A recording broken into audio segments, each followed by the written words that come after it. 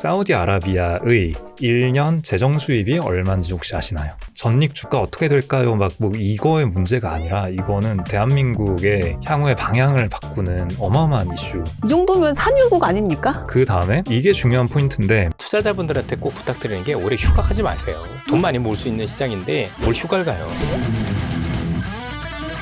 시장에서 돈을 벌려면 중심에 있어야 돼요. 그 중심은 그 주제하고 맞닿아 있어야 돼요. 놀지 말고 투자 공부해라. 자주 오는 기회가 아니니까.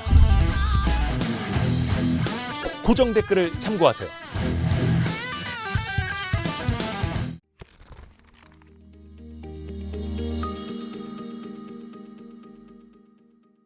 오랜만에 모셨습니다. 라쿤 자산운용의 홍진지 대표님. 안녕하십니까? 안녕하세요. 오랜만입니다. 아니 여기저기 팬덤을 너무 몰고 다니셔가지고 어디요? 모시기 어려웠습니다. 사실 대표님 하면 네. 그 시장이 뭐 오르고 내리고 이런 것보다는 사실 그 이면에 있는 그 본질적인 무언가 이런 걸 고민하시는 이 철학적인 분으로 잘 알려져 있지 않습니까? 굉장히 예쁘게 포장해 주시네. 감사합니다. 그래서 그렇게 말씀해 주시면 너무 좋죠. 요즘에 대표님의 머릿속을 정말 가득 네. 채우고 있는 키워드가 뭔지 오늘 한번 키워드요? 네. 쏙쏙 쏙쏙. 네, 뽑아보도록 하겠습니다. 뽑히는 거구나. 알겠습니다. 네, 일단 좋습니다. 좀 네. 그래도 대표님 네. 나오셨으니까 네. 시장이 또 오늘은 굉장히 밝지만 이게 그러게요. 하루하루 정말 롤러코스터를 타는 네. 것처럼 네. 뭐 사이드카가 안 걸리면은 정말 이상할 정도의 시장인데 하반기 투자 전략부터 먼저 좀 어떤 거를 좀 머릿속에 갖고 계신지 좀 설명 좀 해주세요. 하반기 투자 전략 그런 식으로는 생각을 해보지 않고요. 네. 내년 투자 전략, 하반기 투자 전략 막 이런 얘기를 하려면 기본적으로 그럼 하반기에 장이 오를지 떨어질지, 섹터는 또 어떤 종류의 섹터가 어떻게 움직일지 막 이런 식으로 탑다운으로 뭔가 하나씩 예측을 해 나가야 하는 네. 거잖아요. 근데 그렇게 수많은 예측이 맞는 경우가 거의 없어가지고 제가 하는 예측도 마찬가지고, 그래서 하반기 시장 어떻게 보세요? 뭐 이런 질문은 자주 듣기는 하지만 말씀드릴 게 없고, 그보다는 서두에 그렇게 변동성이 되게 심하다 네. 말씀하셨는데, 요즘에는 장을 그냥 오르는 날 떨어지는 날로만 구분하기로 했어요. 얼마나 오르고 떨어지는지 몇 보지 퍼센트 오르고 네. 몇 퍼센트 떨어지는지는 중요하지 않다. 어차피 엄청 오르고 엄청 떨어지고 할 거니까 그냥 오르는 날은 오늘은 오르는 날이구나. 떨어지는 날은 오늘은 떨어지는 날이구나. 그냥 그렇게만 보기로 했는데, 약간 요즘의 느낌은 이런 건 너무 사파스러운 얘기니까 좀 저희 그런 거 약간 좋아합니다. 힘이 없다. 뭐가요? 네, 증시가 네. 힘이 없다. 힘이 이렇게 왔다 갔다 하면서 힘이 센 거 아닌가요? 그러니까 그렇죠. 오늘 이제 세게 올라서 또 거의 전고점 부근까지 오긴 했는데, 4월, 5월의 패턴이었으면은 이미 어제 그저께쯤 여기까지 올랐어야 했거든요. 근데 이제 그때도 장중에 보면은 오를 듯 하다가 빠지고 오를 듯 하다가 빠지고 뭐 이런 때가 많았어요. 그러다가 오늘은 미국에서 이제 우리 휴전한다 뭐 이렇게 대놓고 트럼프 대통령의 셀프 선물이라고 누가 표현을 하시던데, 말씀을 해주셔서 세게 오르고 유가도 빠지고 뭐 이렇게 한 건데, 좀 시장이 그동안 요 며칠 꽤 세게 하락을 했으니까 이젠 좀 오를 만한 트리거가 없을까 하고 기대를 하다가 기대하던 어떤 멘트가 나왔으니까 그래서 그렇게 움직인 거라고 볼 수 있고, 그거 외에는 소소하게는 그런 게 있죠. 스페이스 X 상장을 하니까 이거 청약 대금 넣느라고 자금이 그쪽으로 몰려가 있다가 이제 오늘이죠. 금요일 이제. 한국 시간으로 이제 금요일 밤 이때 스페이스 X 상장되니까 그러고 나면은 또 자금이 풀려 나올 거다라고 말씀하시는 분들도 있고, 근데 오히려 이거를 사기 위해서, 이게 어차피 IPO 청약 넣는다고 해서 청약 넣는 만큼 나오는 게 아니잖아요. 턱없이 부족하게 나오는데, 그럼 부족분을 더 채워 넣기 위해서 뭐 더 다른 주식을 팔고 이걸 살 수도 있겠는데, 그리고 특히나 한국 투자자 같은 경우에는 T+2 이틀 더 지나서 이게 매매가 가능하다라고 하는데, 뭐 이런 게 조금 노이즈가 돼줄 수는 있을 것 같은데, 근데 이런 소소한 걸 떠나서 일단 기본적으로 미국에서 연준 의장 바뀌셨고, 이분은 매파 성향으로 알려져 있고, 그리고 지금 PPI도 높게 나오고 고용 지표도 좋게 나오고, 그러니까 긴축으로 갈 조건들이 거의 다 맞춰져 있어서, 그래서 긴축을 안 하면 오히려 더 이상한 그런 상황이라고 볼 수 있거든요. 근데 긴축을 했을 때의 문제는 지금 AI 쪽에서 안 그래도 약간씩 균열이 나고 있는데 근데 그 균열을 더 가속화해서 그래서 신임 의장 오자마자 이 AI라는 거대 트렌드를 꺾어버리는 의장이 될 수도 있으니까 안 그래도 프라이빗 크레딧에서 균열이 나고 있는데 그럼 이거를 더 세게 균열을 낼 수 있으니까 그런 오명을 덮어쓰고 싶진 않을 테니까 그래도 조금 보수적으로 보지 않을까. 바로 금리 인상은 안 할 수도 있겠다. 하지만 어쨌거나 금리 인하를 기대하는 거는 안 하는 게 맞을 것 같다 싶기도 하고 제가 작년부터 이런 매체에 나오거나 할 때 종종 말씀드렸는데 그 신임 의장이 그래도 금리는 낮추는 쪽으로 강력하게 의장이 되기 전에 얘기를 하고 있었는데 저는 금리나 기대를 하는 거는 매우 위험하다라고 말씀을 계속 드렸었거든요. 매크로 전망 같은 건 안 하지만 아주 심플하게 점도표를 보면은 점도표에서 2년 후까지 금리 2번 인하로 잡혀 있는데 그러면 그 2번의 인하를 만약 2026년에 2번을 써버린다 그러면 앞으로는 2년 동안 금리 인하가 전혀 없다는 건데 그리고 금리 인하를 하더라도 1년에 한 번, 26년 한 번, 27년 한 번 이 정도인 건데 그러면 1년에 8번의 FOMC가 있는 건데 그러면 1년에 한 번 인하해 줄 거면은 금리 인하 기대감은 1년 중에 8번의 FOMC 중에 7번은 실망을 하게 된다라는 거잖아요. 그래서 금리 인하 기대감이 시장을 지배하고 있을 때에는 좀 조심해야 하지 않을까 그런 말씀을 계속 드려왔었고 지금도 더 강력해진 것 같아요. 금리 인하 기대감이 사라지는 게.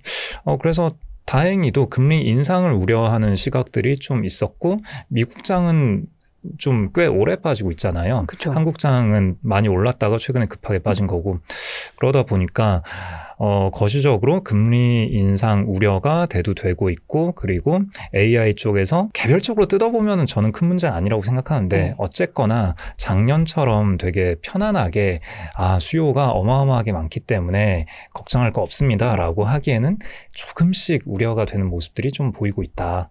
그런 와중에 최근에 한국에서는 레버리지 ETF도 나오고 그다음에 해외의 개인 투자자가 한국 주식을 직접 살 수 있게 제도도 바뀌고 하다 보니까 수요가 굉장히 과격하게 늘었다가 이게 약간 한다면은 사람들은 되게 큰 기대감을 가지고 이 증시에 들어와 있기 때문에 아무리 펀더멘탈이 좋더라도 그 기대치를 만족시키지 못하면은 단기적으로는 주가가 많이 흔들릴 수 있으니까 그런 우려를 하고 있었는데 요즘 최근 일주일 정도의 증시를 보아하니 역시나 좀 반등을 하는 듯 하다가 빠지고 하는 듯 하다가 빠지고 특히나 레버리지 ETF가 매도가 나오면 이거를 또 뒷단에서는 선물을 풀어야 되기 때문에 그걸 푸는 과정에서 또 뭔가 장 마지막쯤에 또 급락이 한 번 더 나오고 물론 좋을 때는 또 장 마지막에 급등이 한 번 더 나오기도 하고 그런 상황인데 아무튼 그래서 하반기는 그냥 올해 많이 벌었지 않냐 이 정도면 되지 않았냐 약간 이런 생각을 하고 있습니다. 물론 그렇다고 하락을 전망하거나 그런 건 아니고 애초에 그런 전망은 하지 않고요. 이 많이 먹었다 아이가 약간 이런 느낌. 많이 먹었다 아이가. 그 AI 균열이 나고 있다는 말씀이 그 사모대출 쪽에서의 약간씩 들리는 그런 소식들 얘기하시는 건가요? 사모대출은 재작년에는 그렇게 대두되진 않았고 작년 내내 대두됐었고 올해도 이게 점진적으로 조금씩 더 균열을 주고 있는 것 같고요. 근데 이게 당장에 아주 큰 문제가 될 거라고 생각하진 않거든요. 일단은 그 규모도 전체 크레딧 중에서 되게 적은 편이고 그래도 조금 까리하다라고 느끼는 거는 빅테크들이 데이터 센터를 지을 때 이제는 자기 자본으로 하지 않고 자체 자금으로 하지 않고 중간에 SPC 끼고 SPC가 대출을 끼고 이런 식으로 해서 대출을 일으켜서 하기는 하는데 제 느낌에는 빅테크가 돈이 없어서 그렇다라기보다는 이게 IB 부서에 계신 분들도 영업을 많이 하시거든요. 그 회사에 찾아가서 당신네가 자체 자금으로 이렇게 투자를 하면은 당신네 ROE가 이렇게 되는데 외부 자금을 SPC를 활용해서 이런 식으로 대출을 껴서 하면은 ROE를 이렇게 높일 수 있다. 이런 식으로 제안을 많이 하고 그럼 어차피 수요가 넘쳐나는 와중에 좋은 대출을 해줄 거라고 하는데 회사 입장에서는 그럼 굳이 마다할 이유는 없는 거잖아요. 그래서 돈이 없어서라기보다는 빌려주는 쪽에서 이쪽을 너무 좋게 봐서 이런 딜이 일어나고 있는 거고, 그래서 이거는 크게 우려는 안 하고 있고, 그리고 프라이빗 크레딧에서 뭐 상환을 못 하고 있다, 뭐 이런 이슈들이 종종 들리는데, 그거는 애초에 그런 데이터 센터에다가 돈을 빌려준 거면 그러면 이건 당연히 장기적으로 잡혀야 되는 자금인 거고, 그러니까 유동성 있는 자금에 대출을 빌려준 게 아니잖아요. 그래서 장기 자금이기 때문에 장기적으로 묶여 있어야 되는데, 그거를 너무 장기적으로 뭐 5년 동안 락업입니다 이러면은 기관 투자자는 그렇게 할 수 있지만, 이게 요즘에 또 개인 투자자에게도 이걸 열어놨기 때문에 개인 투자자가 맡기기에는 좀 빠듯하잖아요. 그러니까 한 분기에 전체 NAV의 몇 %씩은 환매를 요청 받아들이겠습니다 라는 식으로 조금씩 열어놨거든요.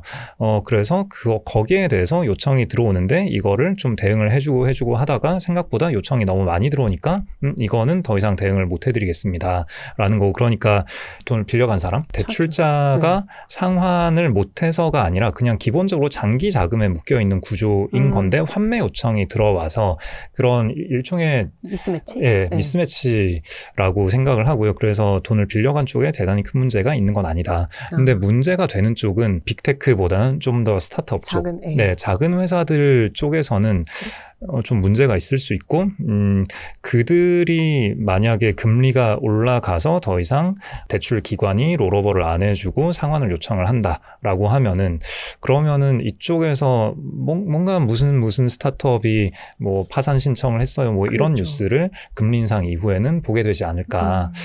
그러면 사실 그게 스타트업은 원래 망하는 건데, 원래 성공할 확률이 굉장히 높은 거고 파산하는 회사들이 되게 많은데, 그게 반대로 이거 AI 수요 좋다더니 AI 스타트업이 이렇게 망하는 거 보면 AI 다 거품이었던 거 아니냐, 거품 꺼지는 거 아니냐 라면서 사람들의 불안감을 자극해서 주가가 빠지고, 주가가 빠지는 걸 보면서 거 봐라 맞네 이러면서 또 빠지고, 뭐 이런 일이 일어날 수 있지 않을까 하는 생각이 듭니다. 예를 들면 사스포칼립스라고 올 초에 AI 에이전트 때문에 소프트웨어 회사들 엄청 주가 빠졌잖아요. 빠졌다가 다시 다 반등을 했는데, 그때도 사실 소프트웨어 회사들의 실적은 계속 다 좋게 나오고 있었거든요.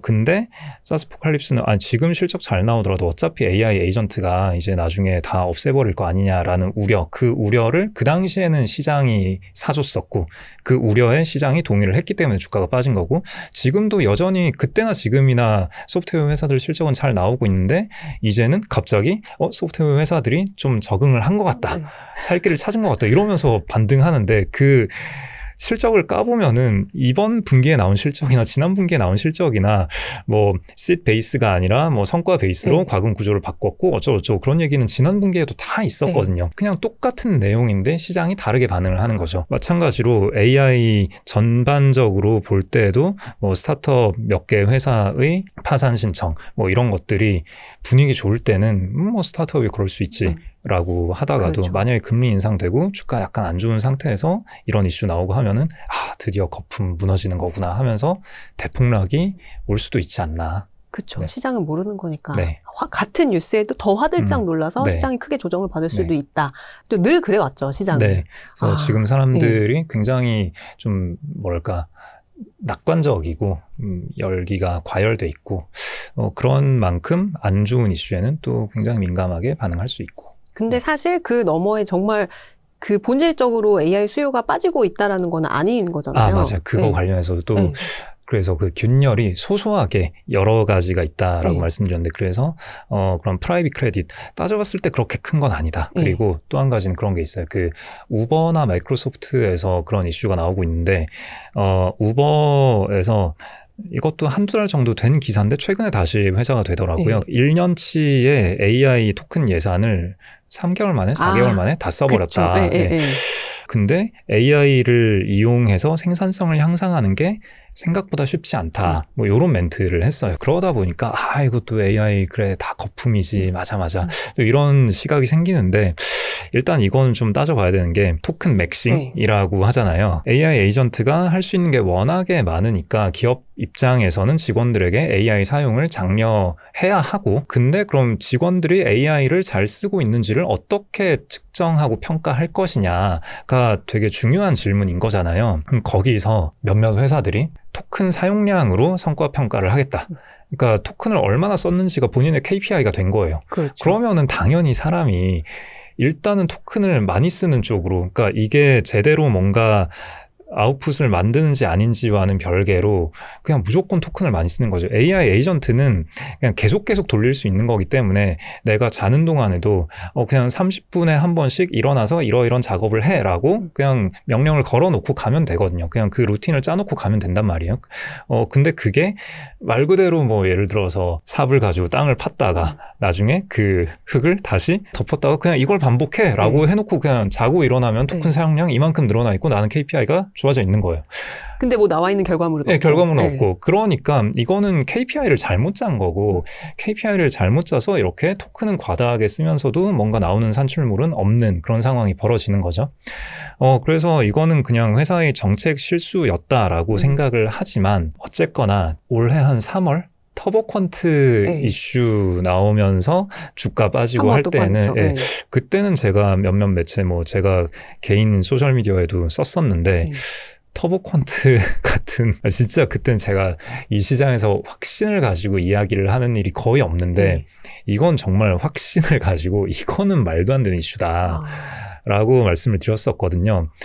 그리고 지나고 나서 보니까 지금은 터보퀀트 이야기하는 사람 아무도 없잖아요. 토큰 수요는 계속 더 늘어나고 있고. 그래서 3월, 4월 정도까지만 하더라도 뭐 저도 개인적으로 저도 AI 에이전트를 써서 뭐 여러 가지 많은 작업들을 했고 굉장히 행복하게 살고 있거든요.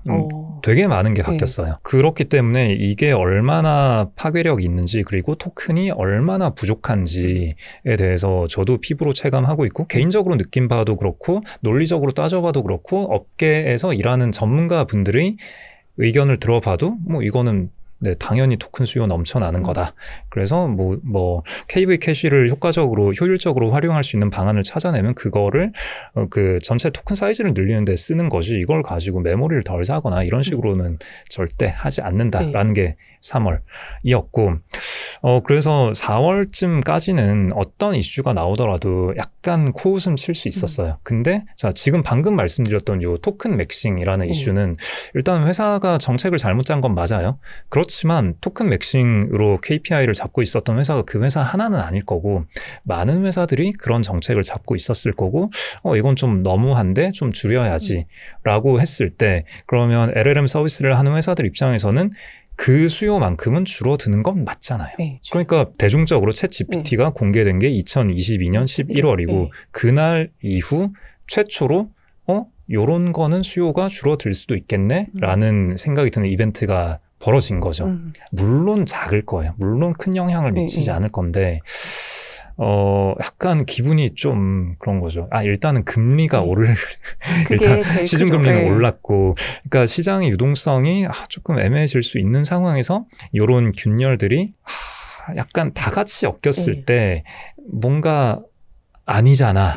라고 거대한 흐름을 형성할 수도 있지 않을까 그런 우려가 좀 있는 거죠. 개별적으로는 큰 이슈가 아니에요. 그래서 지나고 나면은 내년쯤 되면은 다 별거 아니었어 라고 할 건데 당장 올해를 살고 있는 현재에는 누군가 이상하게 해석을 하고 이런 게 서로 계속 영향을 미치면서 맞물리면서 큰 안 좋은 얘기로 사람들이 오해할 수도 있겠다. 그렇죠. 작은 균열들이 모이고 모여서 갑자기 유리가 쫙 깨지는 것처럼 그런 효과가 발생할 수도 있다라는 거잖아요. 근데 이제 우리가 투자하는 입장에서는 사실 주변에 돈 많이 버신 분들이 상당히 많으십니다. 그래서 이분들이 고민은 반도체가 아까 말씀하셨다시피 힘이 좀 약해졌다라는 표현을 쓰셨잖아요. 그냥 시장의 힘이 약해졌다. 그래도 좀 안전하게 이거를 수익을 확정짓고 싶어 하시는 분들도 많으시단 말이에요. 주변에. 그러면은 확정 짓고 싶으면 확정 지으시면 되죠. 그렇죠. 확정을 짓고 이거를 어디다 써야 되는지 아니면 어디에 다음 뭐 주도주, 다음 뭐 이걸 또 주도주라는 표현 또 되게 싫어하시잖아요. 다음 주도주 뭐 제가 알 것 같으니까. 그래서 이게 너무 반도체에 쏠려 있으니까 이거를 어떻게 해야 될지에 대한 좀 고민을 하시는 분들이 많으신 것 같아요. 그래서 그래도 운용을 하시는 또 전문가 분이시니까 대표님은 어떤 고민들을 또 하고 계시는지. 반도체가 만약에 안 좋아 보이면 팔면 되잖아요. 근데 이게 고민이 된다라는 거는 그래도 좋을 것 같은데 라는 생각인 거잖아요. 바로 그겁니다. 그러면은 채권 혼합 ETF가 있어요. 아, 그렇죠. 삼성전자 하이닉 채혼 ETF 이런 거 있습니다. 네. 퇴직연금에서 100%까지 투자할 수 있는. 아, 네. 그렇군요. 네. 아, 오케이. 그러니까 채권 혼합 ETF가 그 ETF 내에서 알아서 리밸런싱을 해주잖아요. 그렇죠. 그러니까 이게 물론 그렇게 하면 그 내부의 거래 비용이랑 좀 따져보긴 해야 될 건데 어쨌거나 그 전자닉스가 하락할 때는 당연히 채권이 섞여 있으니까 덜 빠지는 것도 있는데 네. 그건 당연한 건데 그거 더하기 리밸런싱을 하면서 전자닉스가 빠졌을 때 그럼 채권 비중이 올라가잖아요. 이게 50, 50이었다가 49대 51 이렇게 될 거잖아요. 그렇죠. 그러면은 채권을 팔아서 전익을 산단 말이에요. 네. 그럼 그 다음날 전익이 올라가면은 또 51대 49가 될 거잖아요. 그러면은 또 전익을 팔아서 채권을 산단 말이에요. 그 비중을 맞추기 위해서. 네, 비중을 ETF는 맞춰야 되니까. 만약에 전익이 추세적으로 매일매일 야금야금 조금씩 올라간다 그러면은 이건 손해겠죠. 올라갈 때마다 계속 팔 거니까. 아니면 매일매일 빠진다 그러면은 그냥 팔면 되는 거고. 근데 오르락 내리락을 많이 한다면은 그러면은 그 오르락 내리락을 그 리밸런싱을 통해서 수익으로 전환하는 그 효과가 있지 않을까? 네. 네. 그것까지는 생각을 못 해봤는데 그렇겠네요. 그래서 좋은데요? 저도 좀 고민 중인데 네. 만약에 반도체 그 전익을 네. 앞으로도 좋을 거라고 보지만 그래도 이 단기 변동성이 좀 감당하기 어렵다라고 한다면은 뭐 이런 쪽으로 하는 것도 해볼만 하지 않나? 그러네요. 뭐, 네. 근데 이렇게 아까 표현하셨던 것처럼 과격한 수요. 네. 그 수요는 사실 과격하게 오르고 과격하게 떨어진다라는 네. 뜻도 있는 거잖아요. 그러니까 앞으로도 이런 변동성은 계속 되는 걸로 예상을 하시나요? 그러니까 여기서 제가 말씀드린 수요라는 거는 펀더멘탈 단에서 AI에 대한 수요를 말씀드린 거고 지금 말씀드린 거는 그 주가인 거죠. 그렇죠. 네. 그래서 변동성에 좀 익숙해져야 되겠다. 약간 그런 생각이 들어가지고. 그래서 맨 처음 말씀드린 게 그래서 얼마나 오르고 떨어졌는지는 이제 보지 말고 그냥 오늘은 오르는 날이구나. 오늘은 떨어지는 날이구나. 그렇죠. 네, 그냥 둘 중에 하나로만 보자. 맞습니다.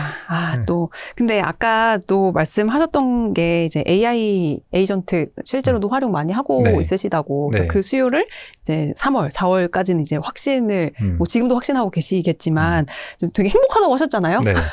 왜 행복합니까? 자동화를 많이 해놔가지고. 주로 어떻게 쓰세요? 이것까지 할 수 있어? 약간 이런 좀 에피소드들이 있나요? 반대로. 안 되는 게 뭔지를 찾는 게 더 빠르지 않을까. 그러니까 예를 들면 하루에 아침에 눈 떠서 잠들기 전까지 제가 하는 업무상의 예를 들어서 태스크가 한 1, 2, 3, 4, 5, 6, 7, 8, 90이 있다면 그 중에서 한 10번 정도 제외하고는 1, 2, 3, 4, 5, 6, 7, 8, 9를 전부 다 지금 기계가 대신해주고 있어요. 그걸 직접 다 바이브 코딩으로 짜신 거예요? 네. 예를 들면 아침에 일어나서 뭐 뉴스들 다 보잖아요. 그리고 애널리스트 리포트들 다 보잖아요. 이거를 혼자 일일이 직접 다 보려면은 뉴스 확인하는 데만 하루에 한 뭐 2-3시간 걸리고 그리고 리포트는 사실 거의 다 못 읽죠. 그렇죠. 제목 정도만 읽고 아니면 내가 아는 애널리스트가 리포트 쓰셨으면 그러면 리포트 쓰셨네 이러고 한번 보거나 그렇게 하는데 일단은 뉴스 업데이트 하는데 하루에 한 15분 정도면 되고 AI가 다 정리해주니까. 근데 정리를 해주면서도 또 원본을 확인할 수 있게 링크도 다 달아놨어요. 그렇죠. 그래서 그거 클릭하면 또 원본 볼 수 있고 그렇게 해놓고 그 다음에 애널리스트 리포트 들어오는 것도 AI 이 친구가 싹 다 읽어가지고 또 여러 개의 리포트를 쫙 종합을 해서 뭐 섹터별로 뭐 어떤 흐름이 있는지 그리고 뭐 같은 이슈에 대해서 어떤 시장의 어떤 시각의 편차는 어떠한지 그리고 이 중에서 뭐 이러이런 리포트는 뭐 당신이 직접 읽어봐라 라고 추천도 해주고 뭐 이렇게 해놔요. 그러면은 예전보다 리포트를 깊이 있게 읽는 시간이 훨씬 더 늘어났거든요. 그거랑 그 이외에도 사내에서 쓰는 여러 가지 제가 엑셀로 작업하던 뭐 여러 가지 문서들 뭐 이런 것들도 대시보드를 만들고 따로 어떤 웹 서비스라고 하면 너무 거창하고 아무튼 웹 앱을 만들어서 그 웹의 어플리케이션으로 그냥 다 볼 수 있게 자동으로 업데이트가 다 되고 뭐 그런 식으로 다 해놔가지고 하루에 출근해서 제가 하는 일은 그냥 정말 딱 투자에 필요한 전체 흐름을 보고 세상에 어떤 변화가 있었는지를 보고 고민을 하고 매매할 거 있으면 매매하고 그게 다인 거예요. 맛있는 요리를 그냥 잘 차려준 거를 네. 다 자동화를 시켰다. 옛날에 하나하나씩 다 찾아봤다면. 맞아요. 요리로 네, 비유를 하자면 옛날에는 제가 이제 물가에 가서 물고기 잡아오고 막 풀 뜯어오고 요놈이 해가지고 탱탱하네 이러면서. 탱탱하네 이러면서 가져와가지고 하나하나 손질하고 해가지고 하루에 한 5시간 정도 작업을 해가지고 한 10분 정도 자 이제 먹어볼까? 아 별로네.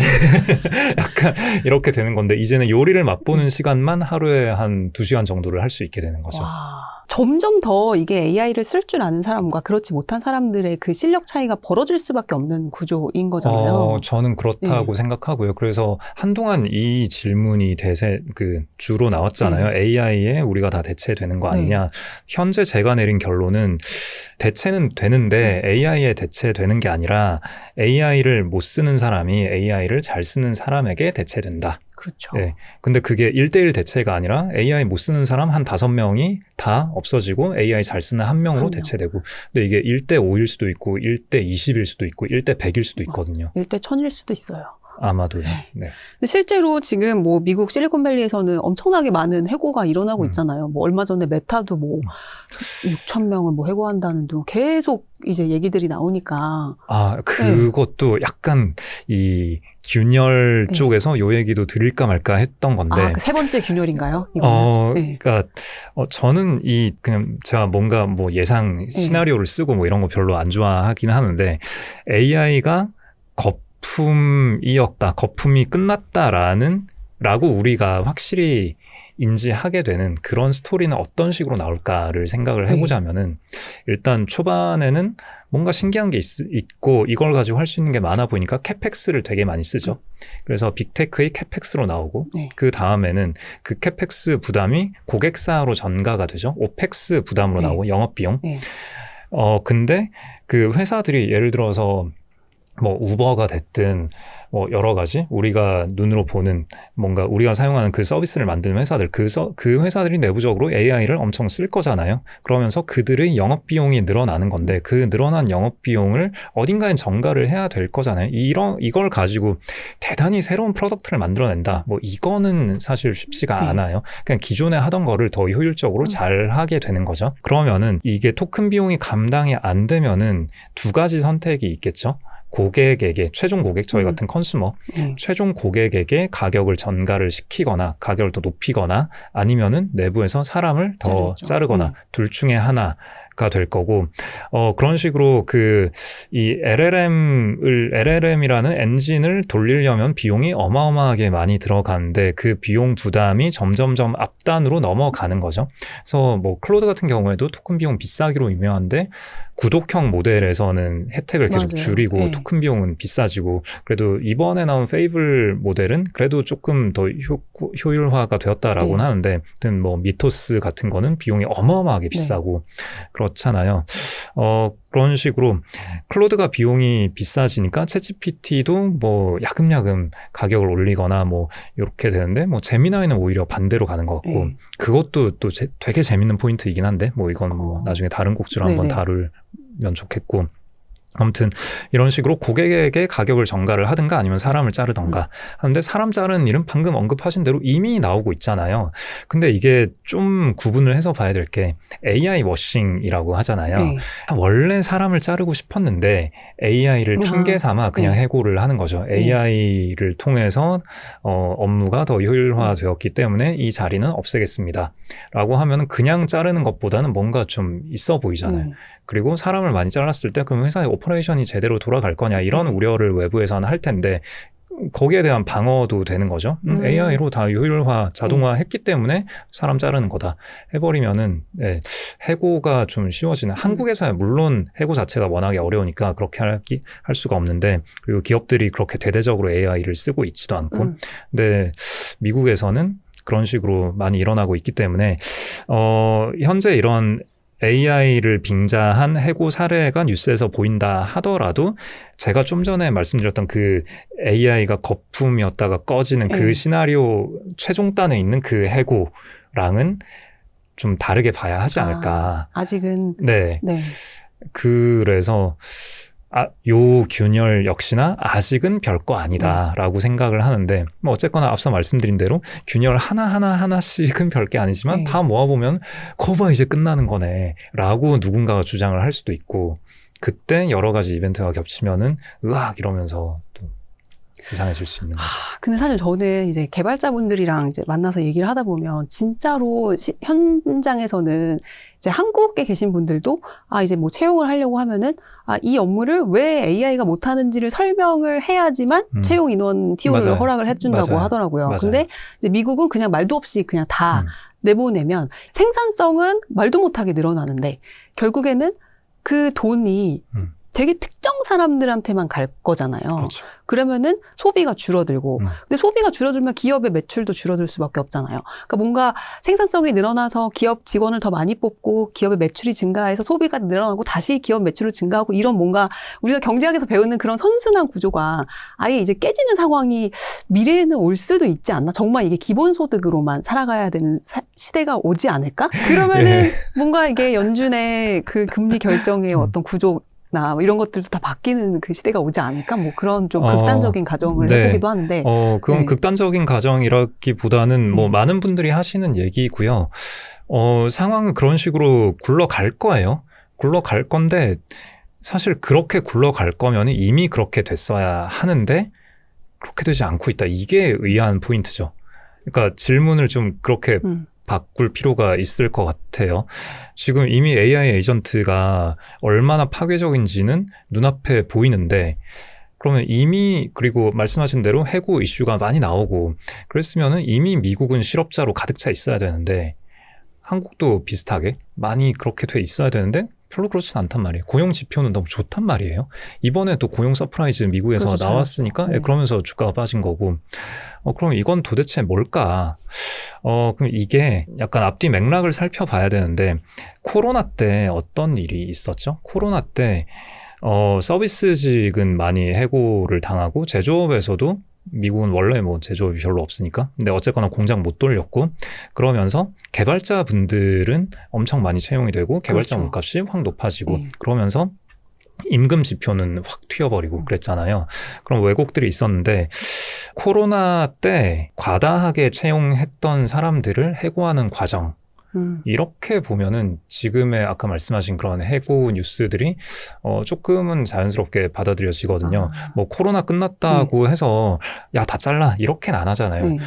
그 사이에 또 세상이 변한 것도 있고 거기에 대응하느라 뭐 새로운 프로덕트를 개발하고 뭐 이런 인력도 많이 필요하니까 그러면서 코로나 끝난 게 2022년, 미국에서는 22년에 끝났죠. 그럼 22년에 코로나 끝나고 일상생활을 하다가 23, 24, 25, 26 하면서 근데 또 AI가 나왔으니까 AI가 안 나왔으면은 바로 해고를 했을 수도 있는데 AI가 나오면서 이거 뭐지 어떻게 쓰는 거지? 그럼 이거 가지고 뭔가 해볼까? 이러면서 고용이 줄었어야 할 고용이 그냥 좀 더 유지가 됐던 그런 게 있고 그 이외에도 다른 방면으로 많이 흡수가 되기도 하고 근데 이번 미국 고용 지표는 월드컵 대비해서 일시적으로 서비스직을 늘린 거다라는 해석도 있어서 앞으로 좀 더 지켜보긴 해야 되는데 아무튼 AI가 지금 챗GPT 구독자 수가 작년에 한 7억 명 이었고 올해 한 10억 명? 이제 아직 10억이 안 됐죠. 네네. 이제 9억. 네. 그러면은 전 세계 인구가 70억 정도에서 아직은 15%, 14% 이 정도가 쓴다는 거고. 근데 여기서 9억의 사용자라는 거는 그냥 정말 휴대폰에 챗GPT 한번 깔아서 너 누구야? 한번 해본 사람을 포함해서 7억 명이라는 거고 이 중에서 이걸 유료로 구독하는 사람은 또 전체의 한 1%? 거기에서 AI 에이전트까지 써본 사람이다. 클로드 코드를 열어서 뭔가 해본 적이 있는 사람 아마도 전 세계에서 한 1,000만 명 정도 단위로 떨어지지 않을까. 일단 억 단위는 아닐 것 같고 한 1,000만 단위의 사람일 것 같은데 써봤을 때 이게 어마어마하다는 건 알지만 전 세계 인구로 봤을 때는 이거를 피부로 느낀 사람은 그렇게 많지 않고 앞으로도 과연 그렇게 많아질까? 그러니까 AI 에이전트가 생산성에 영향을 미칠 수 있는 사람들은 그렇게 생각하면 편한 것 같아요. 하루 일과 중에 컴퓨터 앞에 앉아있는 시간이 5분 이상인 사람. 뭐 주변에 그런 사람 되게 많아 보이지만 사실 사람이 다 뭐랄까 자기 눈앞에 있는 그렇죠. 되게 좁은 세상을 네. 살고 있기 때문에 저도 마찬가지고 그래서 전체 인구로 보자면은 컴퓨터를 활용한 사람 자체가 그렇게 많지 않다. 예, 그렇기 때문에 아직은 지금 휴머노이드가 나와서 뭐 다 해주고 하는 게 아니잖아요. 아직은 컴퓨터로 돌아갈 수 있는 무언가를 AI 에이전트가 효율화를 해주는 거기 때문에 그런 쪽에만 강력하게 영향을 미친다. 그러면은 아까 말씀하신 뭐 우리 다 고용이 안 되고 소득이 없고 그래서 크리스마스에 쓸 돈이 없고 거기까지는 아직은 좀 많이 남은 이야기 아닌가 그런 생각이 듭니다. 아직까지는 많이 남은 이야기면 아직까지는 또 반도체가 많이 갈 길이 멀 것 같다는 생각이 또 들기도 하네요. 반도체는 근데 이게 아직은 사이클 산업이잖아요.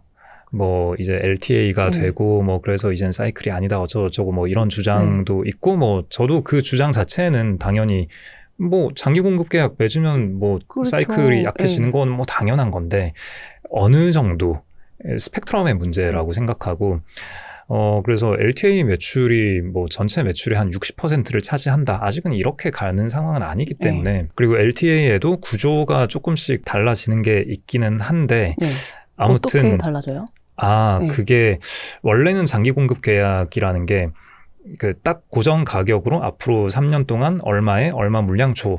뭐 이게 기존에 원래 생각하는 LTA 계약인데 거기서 약간 뭐 하방을 막아주고 상방은 좀 함께 따라가주고 뭐 이런 식으로 또 계약할게 라는 것도 존재할 수는 있거든요. 어쨌거나 지금 분위기 좋은 거 반도체 회사들이 너무 잘 알고 있는데 여기에서 LTA 그냥 고정 가격으로 계약을 맺어버리면은 이 회사에는 손해잖아요. 근데 그렇다고 해서 반도체의 사이클성을 극복하고 싶은 거는 아주 오랜 수건이었고 그렇죠. 그러니까 LTA 계약을 맺으면서 향후의 이익을 포기하는 게 되면은 그게 그러면 사이클성이 덜해져서 주가 프리미엄 PR이 높아지는 건 투자자에게 좋은 거지 회사에 좋은 건 아니잖아요. 맞네요. 예, 물론 회사도 캐펙스를 계획을 세우는 데 있어서 좀 더 편하게 높은 가시성으로 캐펙스 계획을 세울 수 있다. 그런 장점은 있기는 한데 과연 이게 좋은 거 맞아? 라는 고민을 하는데 계속 그러니까 그럼 수요자 쪽에서는 그러면 뭘 해주면 되겠냐. 그래서 가격 올라가는 걸 못 먹는 게 문제냐. 그러면은 올라갈 때 올라가는 건 반영은 해주겠다. 하방은 막아주겠다. 뭐 대신에 물량은 딱 우리가 얘기한 대로 달라. 뭐 이런 식의 계약이 맺어질 수도 있는 거죠. 그렇죠. 네. 자기 어쨌든 그 과거의 공급 계약에서 약간의 변동된 서로 뭐 하나씩 주고받고 하는 그런 계약 구조가 생길 수 있는. 건설 계약도 뭐 턴키가 있고 럼섬 턴키가 있고 뭐 코스트 플러스가 있고 뭐 다양하잖아요.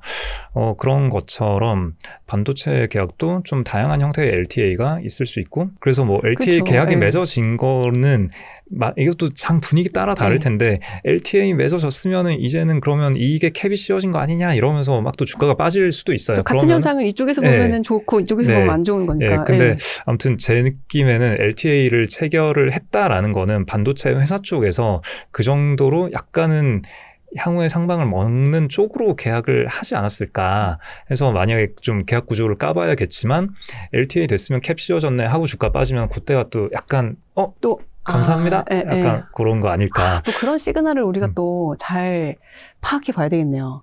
네, 그때는 뭐 반도체 전문가분이 나오셔서 뭐 인터뷰 해주시겠죠? 네, 저도 잘 보겠습니다. 아무튼 그래서 그러니까 반도체는 계속 좋겠네요라는 질문에서 여기까지 왔는데.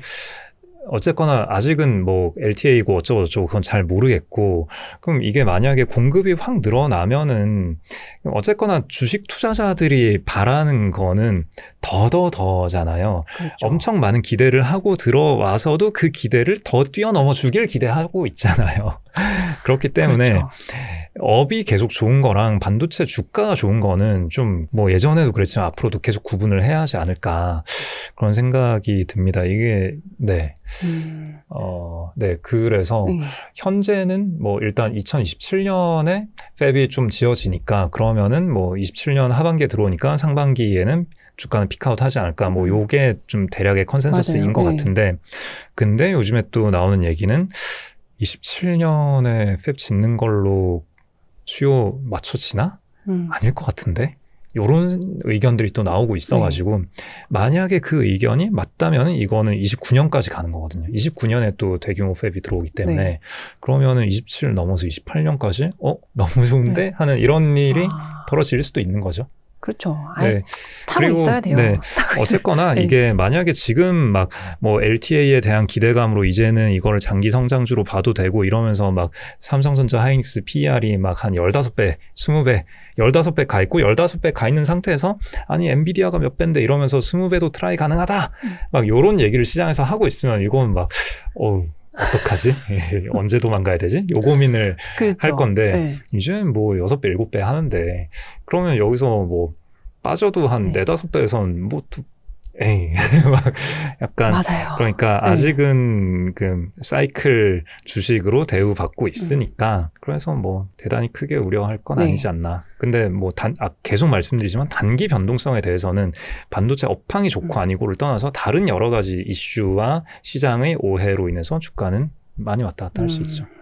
혹시 이런 질문 드려도 될지 잘 모르겠는데 반도체 외에 좀 보고 계시는, 좀 주목하시는 그런 산업이나 이런 것도 있으신가? 이런 거 여쭤봐도 돼요? 그러니까 관심을 가지는 어떤 흐름. 그러니까 사실 반도체는 별로 관심이 없기는 해요. 반도체 어차피 이게 또 펀드를 운용하는 입장에서는 전자닉스가 이렇게 달려버리면은 다른 쪽의 수급을 끌어당기면서 가버리기 때문에 이거를 막 비워둘 수가 없거든요. 그러니까 전자닉스를 대충 시장 비중 비슷하게 채워버리고 나면 전리기 시장 비중이 50%인데 그럼 이거를 50을 채우고 나서 60으로 더 채워봤자 이건 의미가 없거든요. 막 개인 투자자면 레버리지 써서 어쩌고 뭐 더 사고 할 수도 있겠지만 펀드를 운용하는 입장에서는 그냥 절반 채워놨으면은 그럼 이제 뭐하지? 약간 이렇게 되거든요. 이제 막 저기 있는 굉장히 미천한 것들이지만 굉장히 언젠가 빛을 발할 것들을 뭔가 찾고 싶은 그런 마음이 들 것 같아서.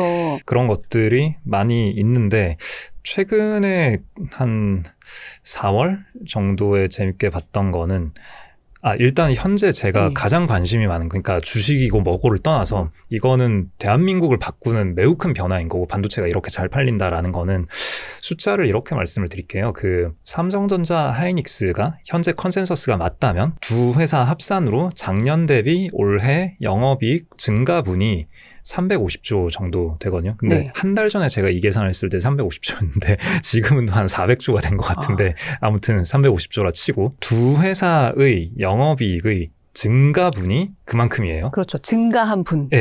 그냥 총 영업이익이 아니라 작년 대비 올해 늘어나는 게 그만큼이에요. 근데 사우디아라비아, 중동의 그 사우디아라비아의 1년 재정 수입이 얼마인지 혹시 아시나요?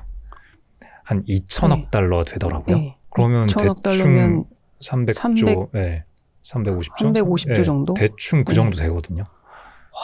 중동이라 하면 그 여러 나라가 합쳐진 사우디아라비아. 사우디아라비아. 그 중동에서 어쨌거나 그 제일 큰 나라잖아요. 사우디가. 사우디아라비아가 1년 동안 석유 팔아서 버는 돈만큼을 한국의 두 회사가 작년보다 올해 증가분이 그만큼이다라는 거죠. 와. 그러니까 이게 약간 전닉 주가 어떻게 될까요? 막 뭐 이거의 문제가 아니라 이거는 대한민국의 향후의 방향을 바꾸는 어마어마한 이슈거든요. 이게 한 해 이러고 말 게 아니잖아요. 그렇죠.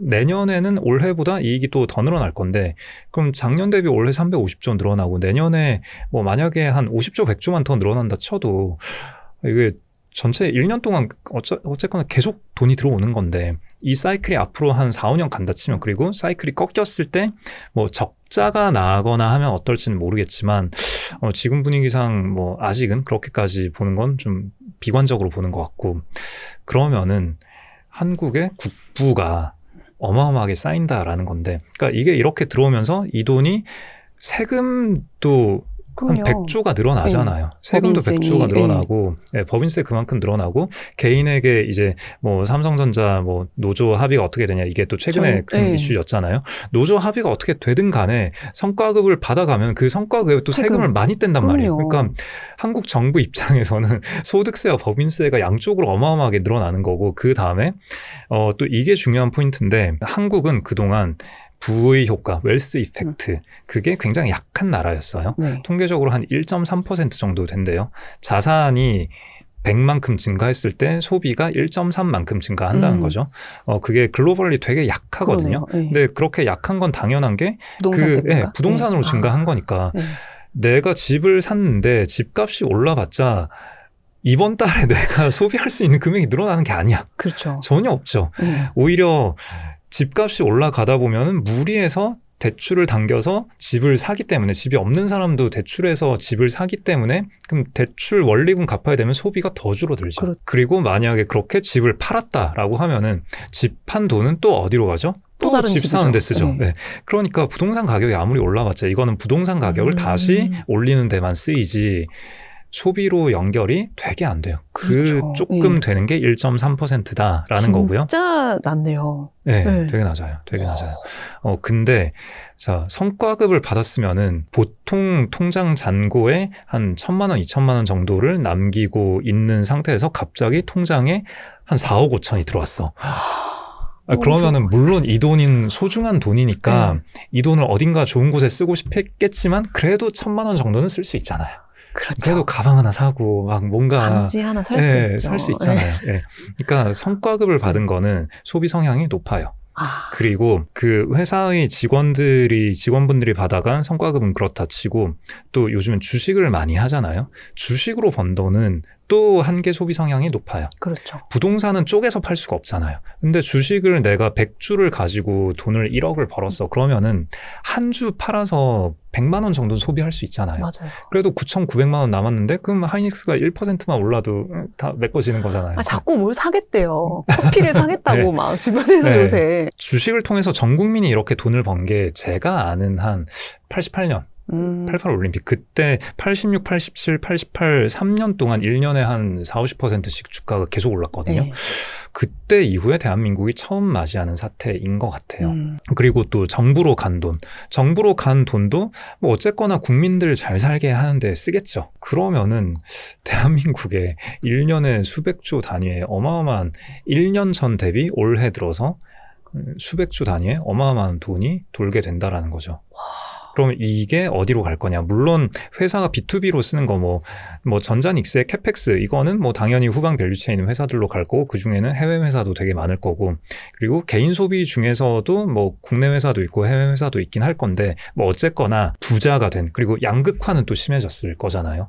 양극화 심해진 상태에서 부자가 된 사람들이 돈을 어디에 쓸 거냐? 요게 최근 한두 달 사이에 가장 큰 관심사였고요. 전자닉스 주가야 뭐 변동성 심한 거 뻔하고 다른 외부 요소랑 뭐 그 수요 공급 언제 증설되는지 사실 이것들은 정해져 있어요. 그러니까 뭘 봐야 될지는 정해져 있고 그 다음은 고민의 문제이고 그래서 그거는 이제 관심에서 많이 멀어졌고 그냥 내 생각대로 대응만 하면 되고 그 다음은 이제 주가가 어떻게 되든 간에 이 나라 자체에 들어온 이 거대한 국부는 어딘가로 돌 건데 이게 어디로 돌 거냐. 이게 큰 관심사였고 얼마 전에 어떤 짤을 봤는데 어떤 영상 쇼츠를 봤는데 주식 너무 열심히 공부하지 마시라. 주식은 불로소득을 만들려고 하는 건데 너무 열심히 하면 정당한 노동의 대가가 되어버리지 않냐. 그렇죠. 어떤 인플루언서 분이 그 얘기를 하시는 쇼츠가 있어가지고 그렇죠. 그렇지 하면서 제가 봤는데 네. 맞아요. 그래서 저도 요새 이 번 돈이 어느 소비 쪽으로 흘러갈까? 사실 백화점 많이 올랐잖아요. 이미 그렇기도 했고 제가 이전에 유통을 출입했어가지고 그 유통 쪽에 이제 굴러가는 그 좀 시장의 흐름 이런 거를 굉장히 좀 그때 흥미롭게 봤는데 진짜 부자들은 그러니까 정말 막 슈퍼카 이런 거는 아직 안 팔린대요. 그러니까 아직 하이닉스 전익이 덜 올랐다고 생각해서 그리고 인센이 아직 호주머니에 많이 안 들어왔어요. 그리고 올해 돈 번 걸로 내년에 훨씬 더 많이 들어올 거기 때문에 아직 시작되지 않았다. 그렇죠. 라는 어쩌면 이게 한 5년 이상의 되게 큰 사이클에서의 이제 약간 입구에 반걸음 들여놓은 그런 거일 수도 있거든요. 그렇죠.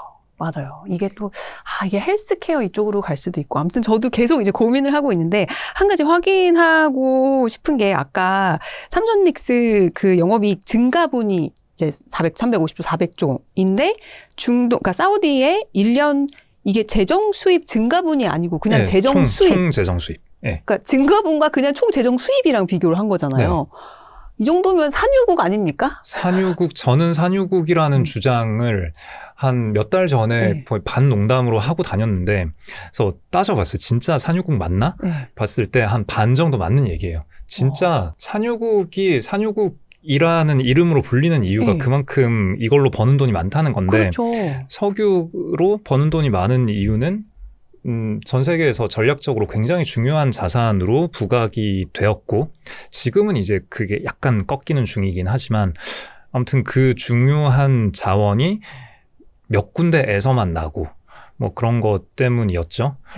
그래서 지금 전 세계에서 지금 LLM, 연산 능력이 굉장히 중요하고, 연산 능력을 만들기 위해서는 메모리 반도체가 병목인데, 메모리 반도체의 산지가 전 세계에서 지금 3군데밖에 안 나는 거잖아요. 그렇죠. 근데 한국에 가장 큰 산지가 있는 거고, 산유국과 다른 거는 석유는 땅 밑에 있는 거를 캐내 오는 거고, 근데 반도체는 계속 사람을 갈아 넣어서 전 세계 어디에서든 똑똑한 사람과 자본이 있으면은 만들어낼 수 있는 건데, 그래서 중국이라는 새로운 산지가 나와서 거기에서 또 뭔가 반도체가 풍풍 솟아나오고 있는 중인 거죠.